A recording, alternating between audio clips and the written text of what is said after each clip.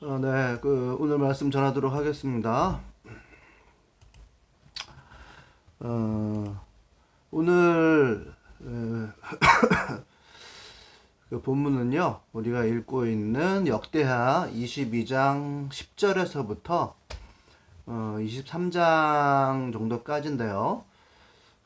주로 이제 아달랴를 중심으로 해서 우리가 어떠한 에너지로 움직여 가야 하는지에 대한 그런 이야기를 좀 나누도록 하겠습니다. 그 본문을 제가 간략하게 좀 중략해서 올려놨는데요. 다시 한번 간단하게만 읽어드리면 이렇습니다.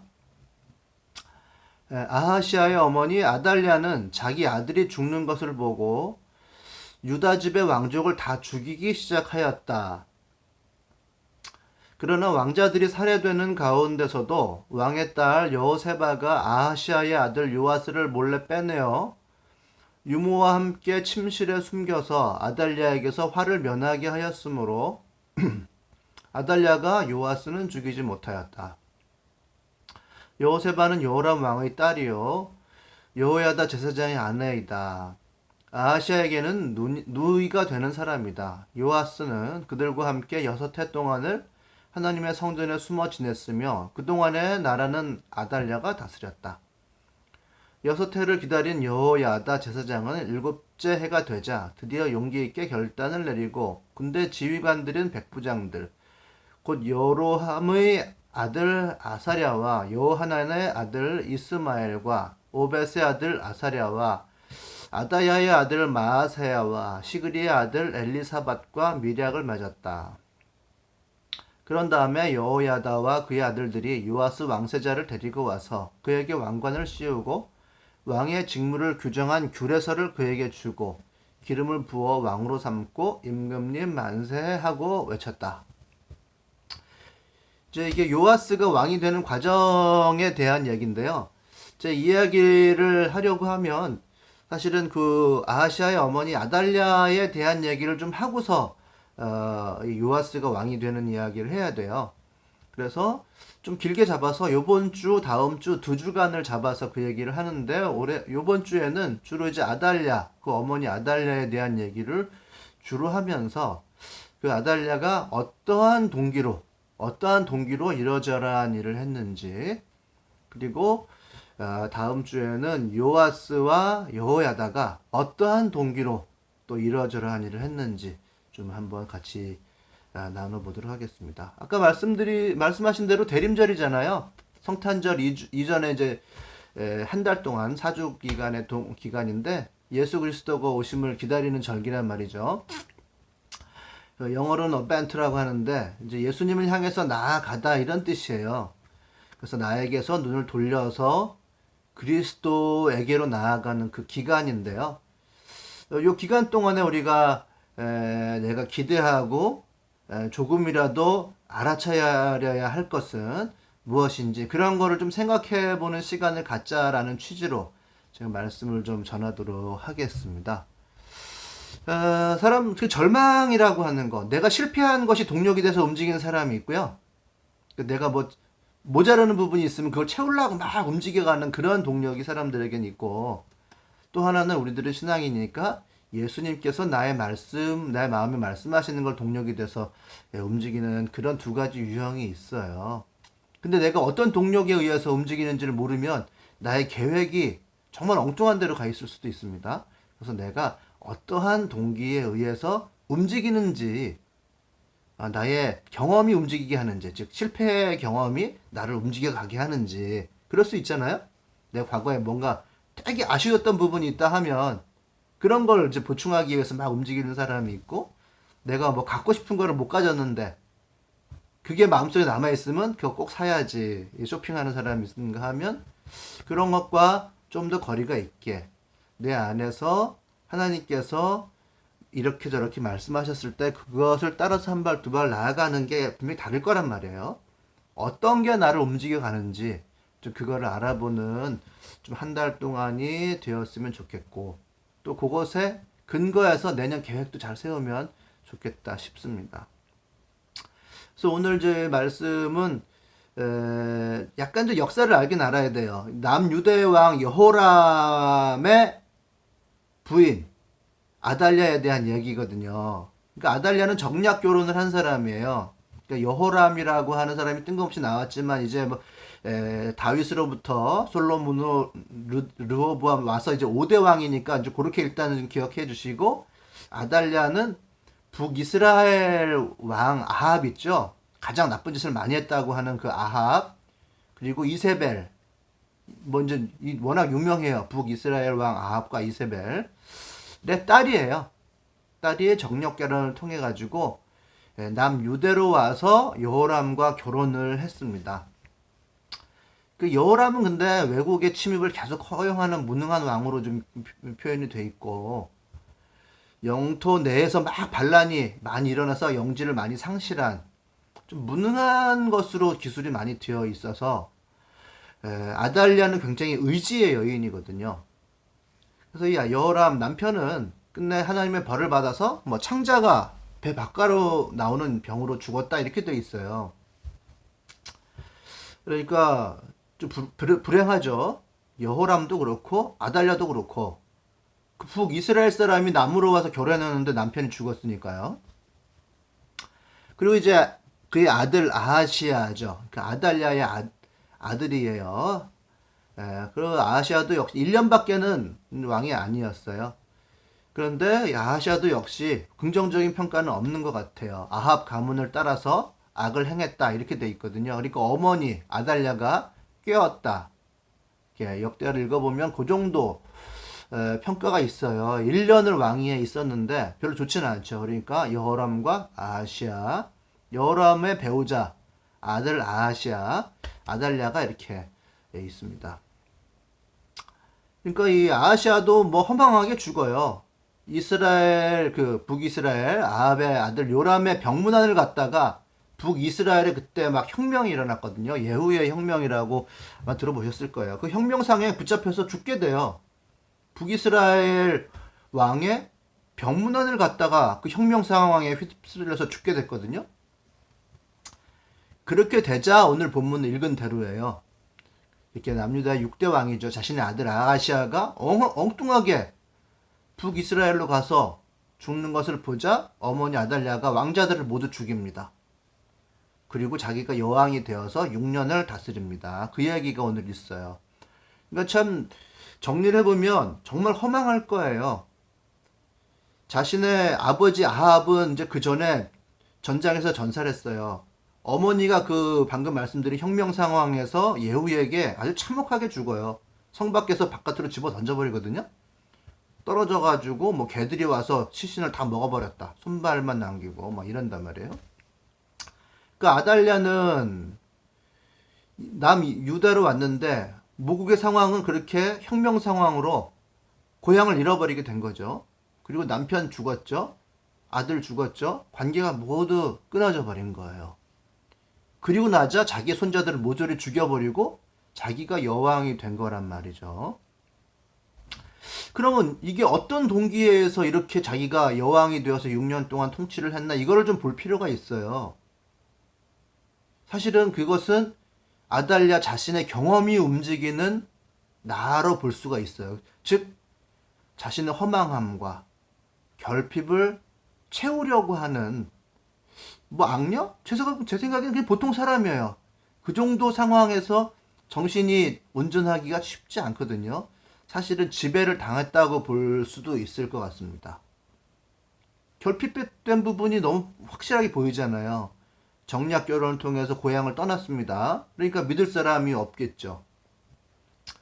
아달랴는 전체적으로 읽어보시면 의지가 강했던 사람으로 나오거든요. 성경상 남편은 긍정적인 평가가 전혀 없어요.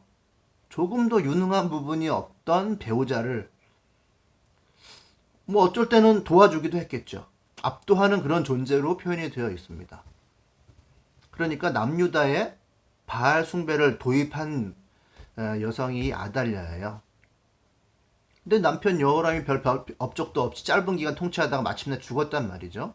뭐 내장이 바깥으로 나오는 병이라고 하는데 설사병이라고 해석하는 경우가 좀 많이 있어요. 그리고 그 아들 아하시아가 1년도 못 돼서 통치한 지 1년도 못 돼서 죽고 아달랴가 바로 왕권을 장악했단 말이에요.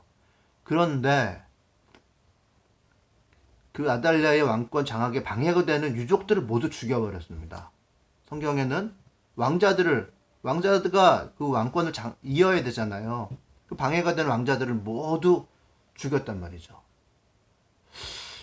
그러니까 이걸 보면 남편 죽었지, 아들 죽었지, 그 아픔이 그리고 부모가 혁명으로 사망했단 말이에요. 돌아갈 고향도 없단 말이죠. 그리고 저는 좀 너무 이제 이 상황이 절망적이어서 이거 설교를 하기도 너무 힘들다 이런 생각이 들어서 안 하려고 그랬어요. 근데 이 성경을 좀 그대로 봐야 되겠다는 생각에 지금 제가 얘기를 합니다만은 이 고통받은 사람, 이 결핍된 영혼의 아주 전형이에요.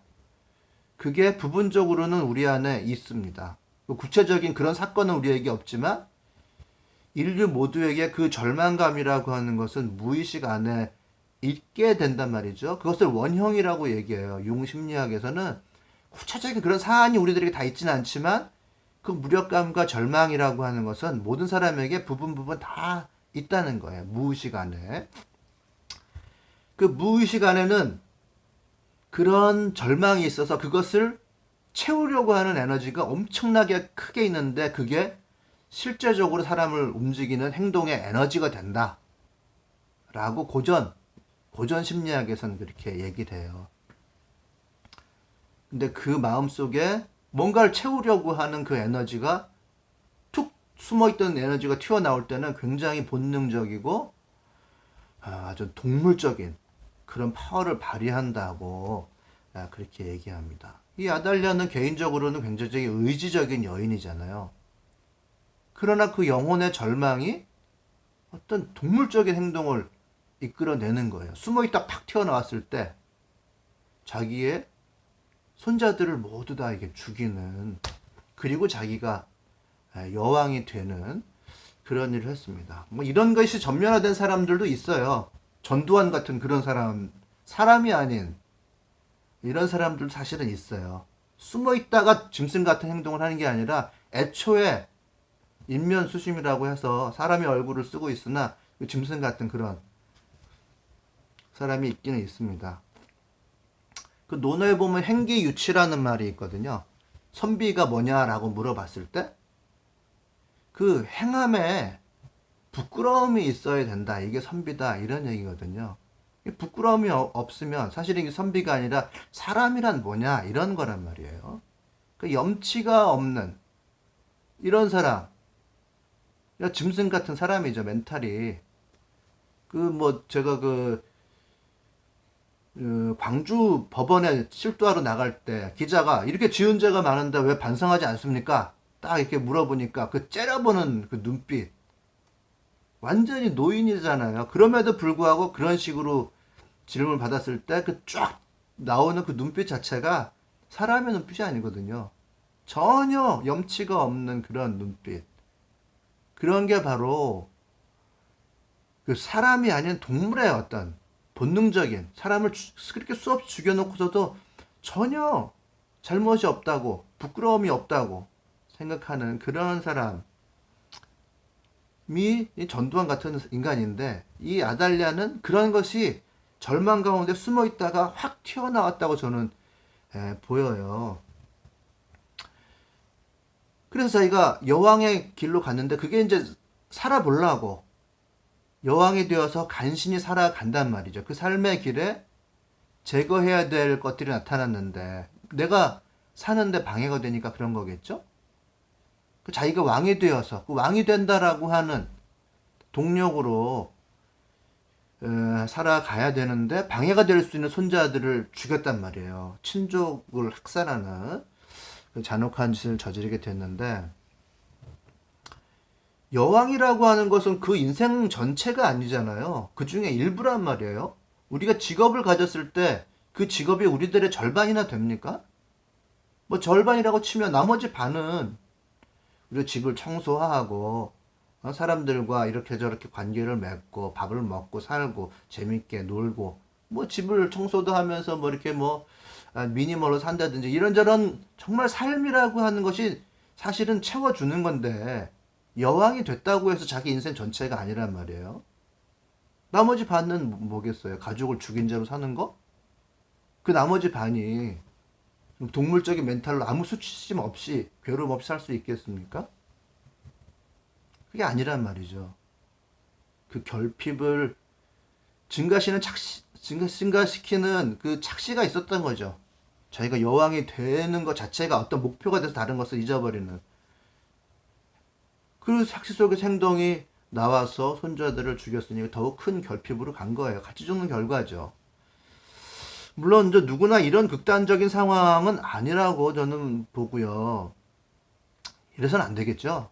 저는 뭐 이런 뭐 얘기를 하고 이런 묵상을 하고 설교를 이게 준비하는 것도 너무 싫은 이런 상황입니다만은 그러나 누구나 그런 구체적인 상황은 아니라도 누구나 마음에 뭐 허탈함 혹은 내 경험에 결핍된 것 그리고 좀 더 심하면 절망 이런 것은 누구나 있다는 거죠. 누군가 뭔가 내가 막 싫은데 죽으려고 막 얻으려고 할 때가 있잖아요. 전혀 양보하지 않으려고 할 때, 우리가 뭔가를 얻으려고 할 때 왜인지를 잘 살펴볼 필요가 있어요. 그냥 나의 기본적인 내 교육에 의한 성취 동기라고 하면 딱 중간이죠. 우리가 교육을 그렇게 받았으니까 학교에서 이렇게 적절한 이성을 통해서 뭔가를 성취하고 이뤄 나가는 것은 좋은 것이다. 나도 좋고 너도 좋고 이런 거잖아요. 딱 중간. 뭐 그런 것이라면 저는 뭐 좋다고 생각해요. 그런데 내가 원하는 것이 아닌데 결국 후회할 건데 이런 얘기예요. 내가 나의 속 안에 있는 절망이 원하는 것이 있고 나의 허탈함이 원하는 것이 있고 내 경험 그 뭐 실패한 경험이 원하는 것이 따로 있어요. 결국 후회할 건데 거기에서 나오는 어떤 움직임의 동기가 있단 말이에요. 죽어도 내 양보하기 싫고 얻어야 되는 거. 뭐 가볍게 쇼핑하고 이러는 거 말고요. 좀 이를 빠득빠득 갈면서 막 붙어가지고 결국 얻어내려고 하는 그런 순간이 나에게 있잖아요. 그때 뭔가를 얻어내려고 할 때 왜인지를 잘 볼 필요가 있다고 하는 거죠. 그래서 저는 요 성탄절 가기 전에 요 한 달 기간 정도에 내가 내년에 뭔가 계획을 세우려고 할 때 어떤 동기에 의해서 이런 계획도 세우고 저런 계획도 세우는 건지를 좀 봤으면 좋겠어요. 그래서 그런 나의 경험이 이끄는 삶, 뭐 그것이 어떤 적절한 성취 동기라고 하면 좋다고 보지만 굉장히 부정적인 동기에서 절망이 나를 이끌어간다. 허탈함이 나를 이끌어간다. 그 하면 부작용이 꼭 남으니까 그리고 후회가 남으니까 좀 좋은 동기에 의해서 세워지는 행동과 계획이 있으면 좋겠다 이런 생각이 듭니다. 그것과 반대는 예수님이 이끄시는 삶이죠. 우리 대강절, 대림절이라고 하는 것이 그런 의미예요. 예수님께로 나아가는 과정으로서의 한 달을 보내자라고 하는 게 대림절이거든요. 그래서 예수님이 가시는 그 길을 따라갈래요. 예수님이 이끄시는 삶, 그런 것을 우리는 대림절이라고 얘기하는 건데요. 우리들의 삶은 조금은 모자른 듯 해요. 언제나. 그게 우리들의 정상적인 인생입니다. 이제 하늘은 우리가 이제 옛날 말로 좀 해보면 십천간이라고 하는 달란트를 우리들에게 줘요. 그래서 여러분들이 많이 들어보시긴 했을 거예요. 그 뜻이 뭔지는 잘 몰라도 갑을, 병정, 무기, 경신, 임계 이런 게 있어요. 이런 달란트를 하나님께서는 우리들에게 주십니다. 옛사람들이 생각해 보니까 하나님이 이런 은혜를 우리들에게 주셨다라고 해서 생각해낸 게 갑을, 병정, 무기, 경신, 임계예요. 갑을이라고 하는 거는 목이라고 비유를 해서 개인적으로 아주 긍정적으로 살고 도전하고 이러한 달란트를 사람에게 주신 거고, 병정이라고 하는 건 불을 의미해요. 그래서 잠시도 쉬지 않는 달란트를 주신 거예요. 글쎄, 우리 교회로 따지면 누가 있을까요? 제가 뭐 잘 모르겠지만 정말 열심히 일하는데 주특기가 있는 분들 있잖아요. 우리 영준 형제쯤 될까요? 여기 안 계시죠, 지금. 아마 비유를 하자면 그런 거예요. 뭐 무기는 이제 토니까 가운데를 잘 지키고 허허 하는 사람이에요. 누군지 모르겠습니다. 뭐 이득 형제쯤 될까요? 저 그러한 달란트를 이렇게 저렇게 주셨다는 얘기예요. 그게 10개예요, 10개. 하나님께서 주신 건 10개인데 사람이 바라는 거는 12개란 말이죠. 인묘진 3개잖아요. 사오미 3개, 신유술 3개, 해자축 3, 4, 12에서 12개란 말이에요. 그러니까 하나님께서는 10개를 딱 제대로 주셨는데 사람은 2개를 더 바란다는 말이죠.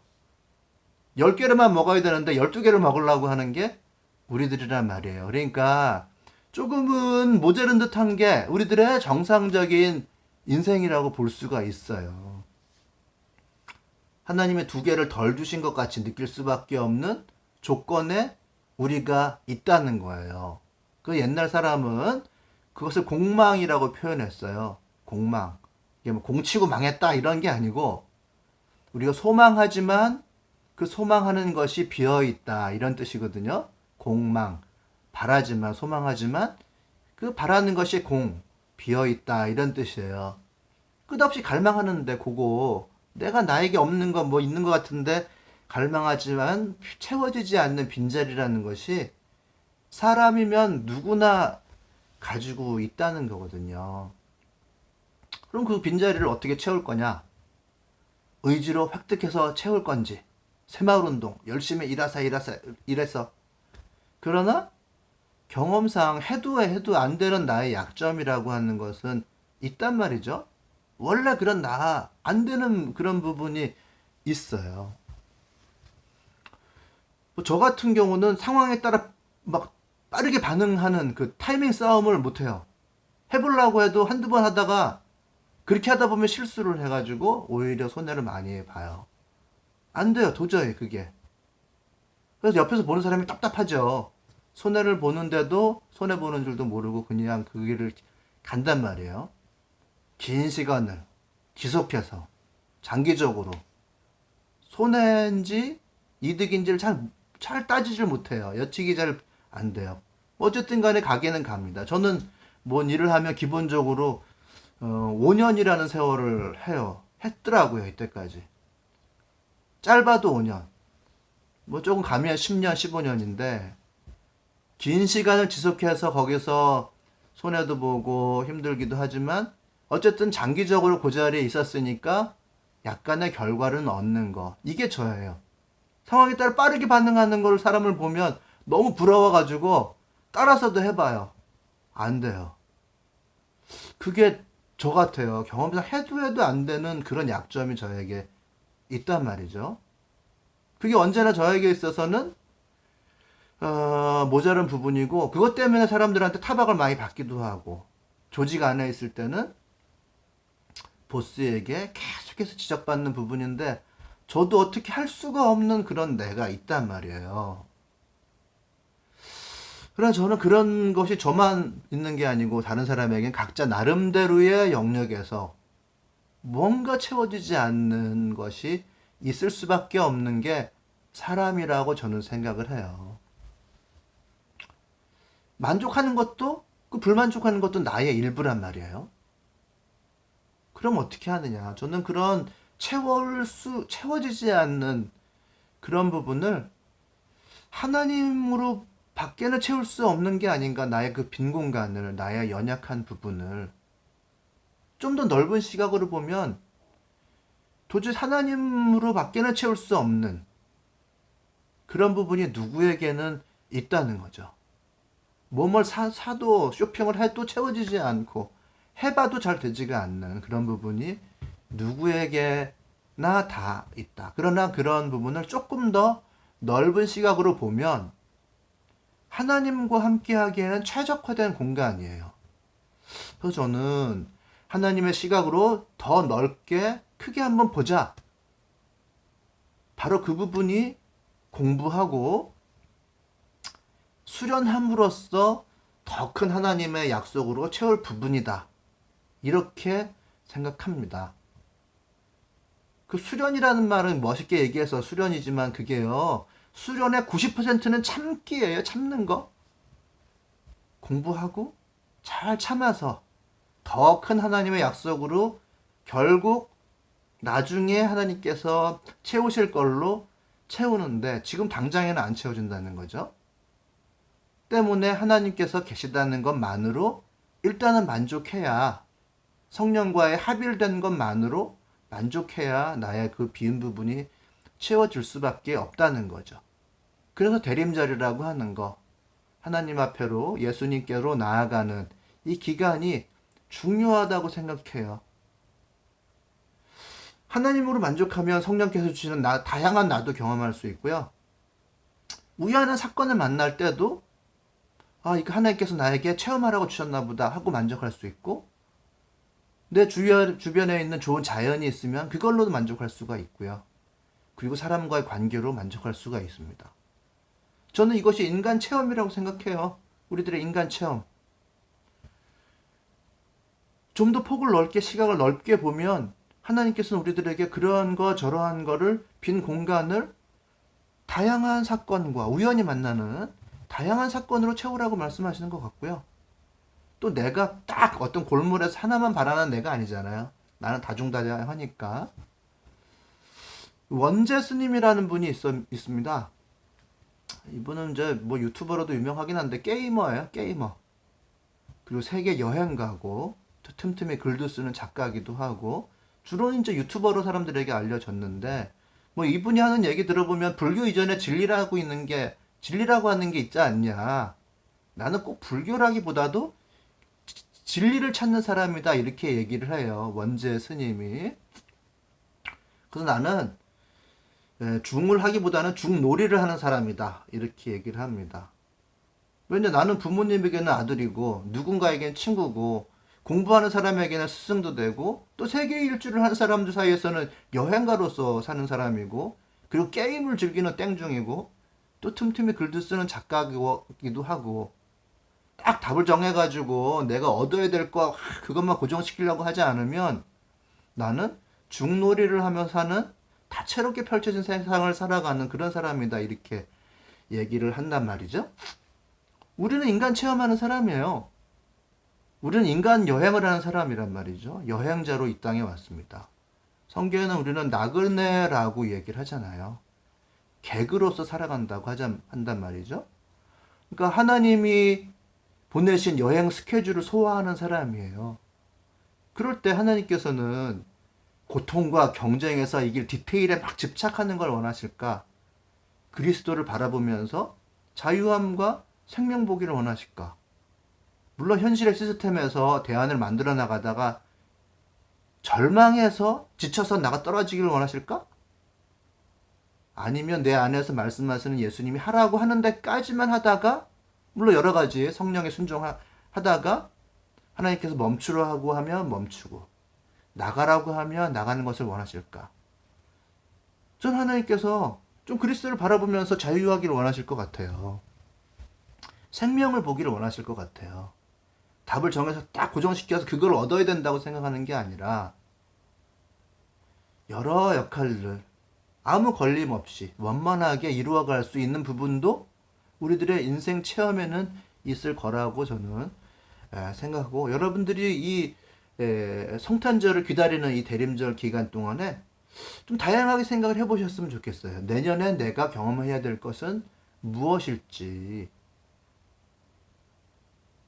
저는 그 중에서 성령에 순종하는 것 중에 가장 기본은 역시 관계를 이어가는 거라고 좀 봅니다. 성령께서 하시는 가장 큰 일은 우리들에게 관계를 주시고 그 관계를 끊어지지 않도록 이끌어 가시는 분이란 말이에요.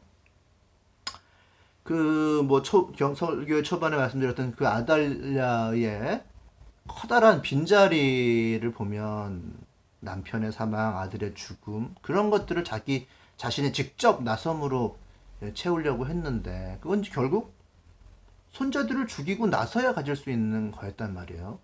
그런 절망 가운데서 뭐에 집착해 있으면 시야가 쑥 좁아져가지고 관계를 망각해 버릴 때가 있어요. 절망을 채우려